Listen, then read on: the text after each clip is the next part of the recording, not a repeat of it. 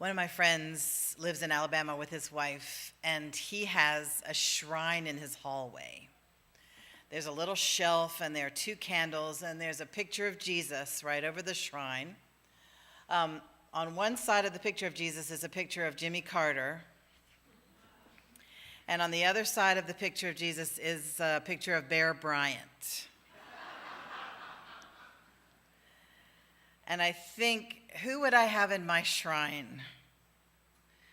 You know, one of the sources of Unitarian Universalism is the prophetic deeds and words of great men and women. And so that's the source for this sermon. But I think, how do you tell if a person is great or not? What does that mean? And one of the things that most of us in this faith tradition believe is that revelation of truth is ongoing. That means there's not one book that has it all, but it continues to be revealed to us, especially through the words and deeds of great men and women. And I think, even since you can't tell really who's great or not, just the words and deeds of men and women, like the person that rides a subway to work with you, or the person, we don't have one of those in Austin, but the person who's on the bus with you, or the person in the bike lane next to you, or the person who's dancing to the swing band at Central Market. Those people are people whose lives are a sacred text, as are yours. So we learn from those people, even though it's hard to tell who's great or who's not great. My dad wouldn't let me have heroes growing up. He would tell me about, the flaws of JFK, whom he adored, the flaws of Martin Luther King, whom he also adored. He would talk about how everyone has bad things and good things to them. And so, if you hear something unsavory or disappointing about someone you admire, you can still admire them. You just admire them as a human being rather than as an icon. I've been listening to a lot of commentary on the 50th anniversary of the march, the March on Washington that happened, and people were talking about this morning, they were talking about how radical Martin Luther King Jr. was and how he's been wish-washed. That's the word that she used. She said, we wash the people, we wash off the things that we're not really comfortable with, and we just portray people in history as we wish they had been. Kind of like our children's story, because, David did not get hit in the head with a rock and then go, I think I won't bother them anymore. He died, and David cut off his head. And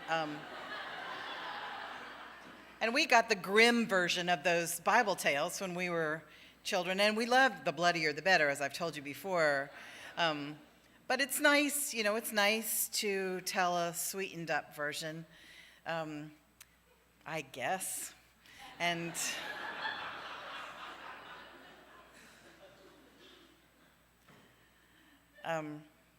you can't really say it's not true, that's not how it really happened, because you don't know how it really happened or if it really happened.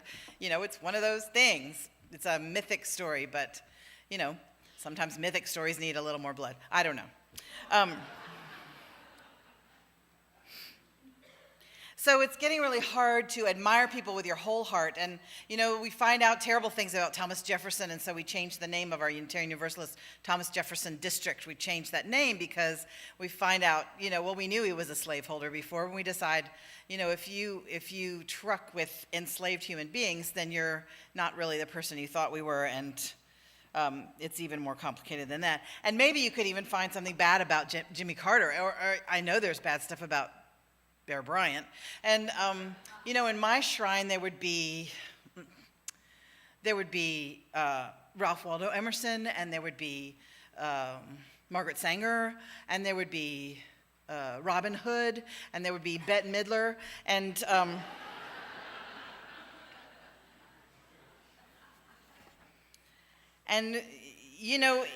it occurs to me that they don't have to be there forever. They might just be my saints in my shrine while I need what they've got, and then I can switch my saints around if I want to. And you might tell me that Gandhi was mean to his kids who hated him, or you might tell me, that's Erik Erikson's biography of Gandhi, or you might tell me that Bette Midler was not kind to the little people on her way up, or you might tell me that Robin Hood is fictional.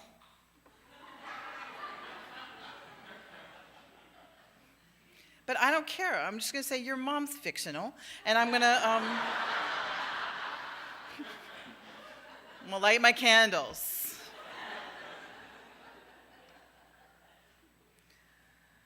And so this morning I'm going to talk about Margaret Sanger, who is one of those people. She's one of those people that had good things and bad things and disappointing things and inspiring things about her. She was born in the late 1800s to a mom who had 11 living children, 18 pregnancies. Her mama was tired. And her mama died at 50, just worn out. And Margaret Sanger saw that. She blamed her dad. She was raised after her mom died. All the 11 children were cared for by the dad, who was an atheist. And the dad was a drummer boy in one of the regiments in the Civil War. And so that would make anybody an atheist, really, to see the Civil War would work on you. And her dad was a socialist, and so she and her brothers and sisters were jeered at by the other children in the town, Corning, New York, and called the devil's children. So really, from a very young age, Margaret Sanger had some social abuse. Being called the devil's children while you're walking to school is going to shape you in some way. And so she grew up, left home, decided to become trained as a nurse. Her training was ended when she married William Sanger, who was an architect. They moved to Hastings-on-Hudson, which is a lovely suburb of New York City. Had 2 children. The house burned down, so they moved into the city. They moved into Greenwich Village, and she became very involved, she and William both, in the leftist politics of the bohemian culture of Greenwich Village. They worked for workers' rights. They were involved in the silk mill strike. They were part of the leftist turbulence of that neighborhood. She began working among the immigrant and poor women and families of the Lower East Side. She would do nursing. And she decided that one of the huge problems that women faced, that families faced, was that they had to have all these children, and there was no way short of, as the doctors would say, make your husband sleep on the floor. That was the only way that you could not have any more children. And that was hard on marriages too. People would call her in when the women were, and I'm going to speak a little obliquely about this because I'm not sure how many children are in the audience. In the other room and in this room. She was called in when women would try to terminate for themselves, and they would become very sick. She was called in when a termination didn't go well, when the woman had $5 to scrape together to have somebody else do it in the alley. And she was becoming very frustrated, delivering babies and trying to help women heal up from these things. And they would have one child after the other. When you have 13 already, the 14th is beloved, but a burden. It's very difficult to bear when you don't have enough food for the 13 that are already there. See what I'm saying? And the women would beg her for information about how to keep this from happening again. And she knew some, but she didn't know a lot. She went to the library to try to find information, and there wasn't any, because any information on contraception was obscenity under the Comstock law from 1870 something, and you couldn't talk about it, you couldn't write pamphlets about it, you couldn't send it through the mail. I'm talking about information. You would get arrested because of the Comstock law. She started writing a column sex education column for a newspaper, a socialist newspaper in Washington, in New York, called What Every Mother Should Know. And then she put together an 8-page publication, monthly publication, called The Woman Rebel, in which she talked about empowering women by giving them information by which to limit their families. So, this was against the law. The U.S. Postal Service confiscated the first 5 issues, so they never got out, except the ones that she handed to people. The last 2 issues, 6 and 7, escaped and were disseminated, and she got arrested and indicted for obscenity. Margaret Sanger, this is about 1912. Instead of going to trial, she jumped bail and took a boat to England. She had been working on a 16-page booklet called Family Limitation, in which she drew diagrams that some of our legislators could profit from.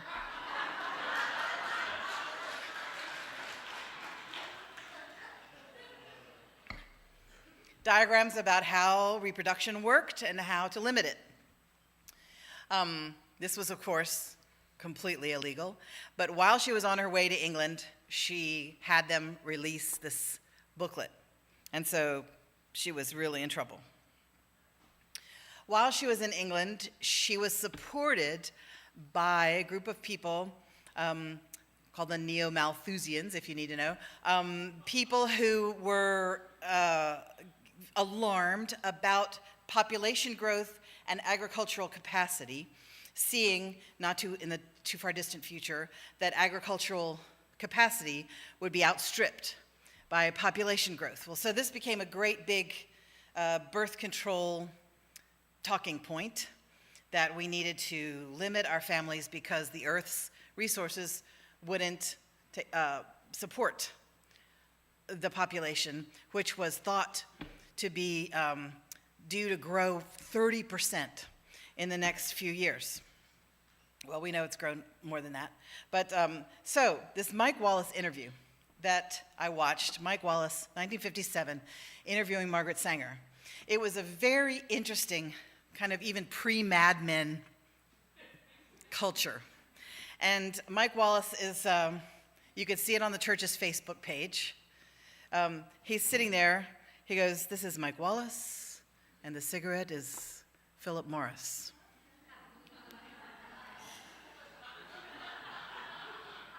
I'm talking to Margaret Sanger today, and his approach to her is so,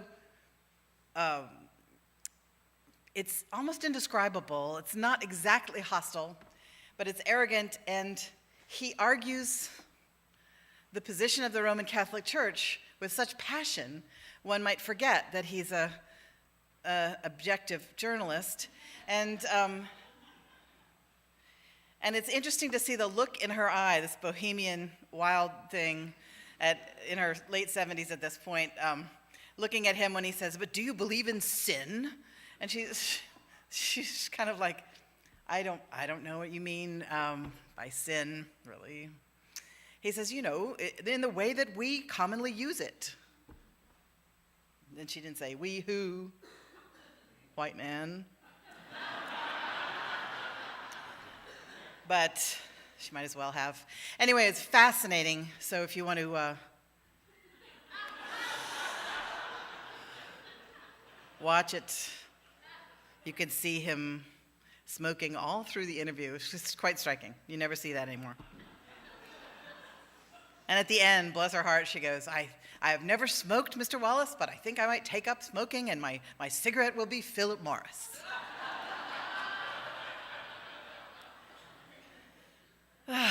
So anyway, she writes this booklet, and she's in trouble, and she falls in with these people in England. And so what I'm actually delaying telling you about is the streak of shame that runs through this, which is that also the people who supported her were the eugenics people, who felt that the poor, the unfit, the mentally, physically challenged folks should not bear children, should not be allowed to bear children.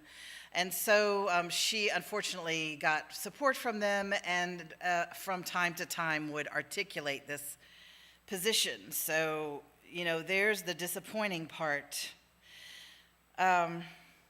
She felt that there would be tremendous social change if women were allowed to control their own fertility. And so she narrowed her focus to that and took whatever talking points she could. And when opposed by the law, broke the law. When opposed by the Catholic Church, went up against them. Wallace over and over says, but don't you think the Catholic response is reasoned? It's a natural law that people should bear children, that women should bear children. And what do you say to what the Catholics have said? And finally, frustrated, she says, I don't care. I thought, well, now we got to it. When she came back to the States a few years later, she opened a birth control clinic in Brooklyn. The line was around the block. She handed out information. She there were diaphragms from Holland that she got. She imported those against the law. Didn't import them through the mail, just brought them in her suitcases and gave them out. 9 days after that clinic opened, she was arrested. She spent time in jail. She was arrested 8 times, thrown into jail. Her case was appealed and appealed and appealed. The first judge said in his ruling, women should not have the right to have sex with any sense of security that pregnancy would not result. That was the opinion of the law. Appeal after appeal until a judge said physicians could have the right to prescribe birth control for medical reasons. Well, you never saw so many medical reasons all of a sudden. That was the first victory. She was asked to found another clinic up in Harlem, and she did. She staffed it with African-American doctors, African-American nurses. W.E.B. Du Bois was on the board of that clinic. She founded these clinics in different areas and was constantly under attack.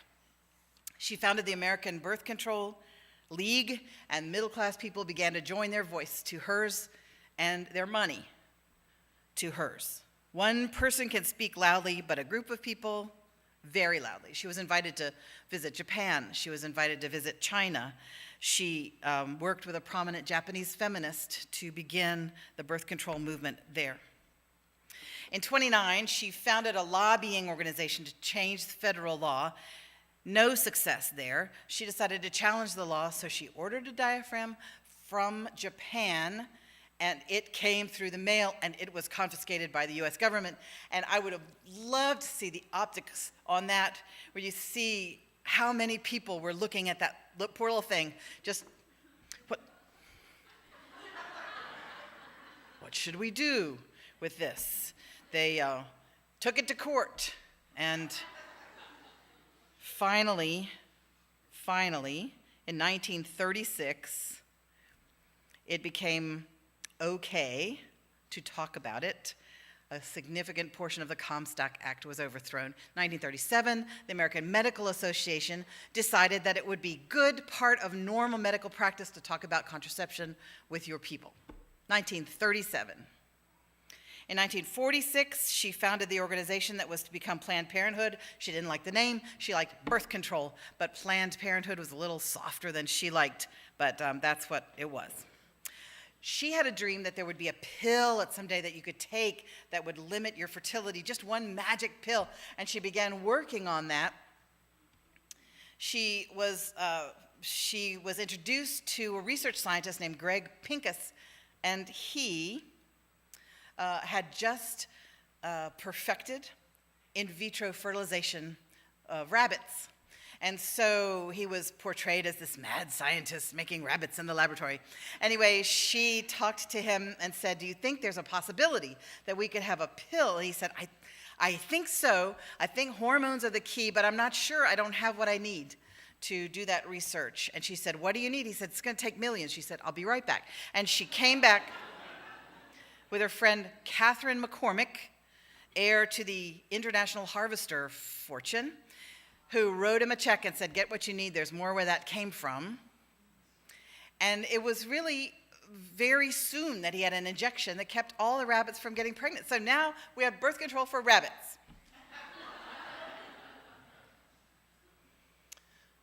How to get it to women? They needed an actual doctor, a physician. And along comes a Roman Catholic physician who's 64 years old. He had delivered enough babies to people who already had enough babies, they felt. He was ready to help this project. And so he began clinical trials of the pill form of this injection. They couldn't do it in the States because the regulations were too strict, so they went to Puerto Rico, where they actually had pretty many birth control clinics, and women who would kind of agree to be part of it. Now, this is a little vague part, and here's another strand of shame in this whole story. I'm not sure how informed the consent of the women was to participate in this. The women who took this progesterone pill had a lot of complaints about side effects, which the doctor brushed aside. They began distributing it in the United States, a lot of side effects. They would cut the progesterone and had fewer and fewer side effects as the years went on. But this was the world-changing pill, so that women who could have access to it, who could afford it, who could find a doctor who would prescribe it, those women could limit their own fertility.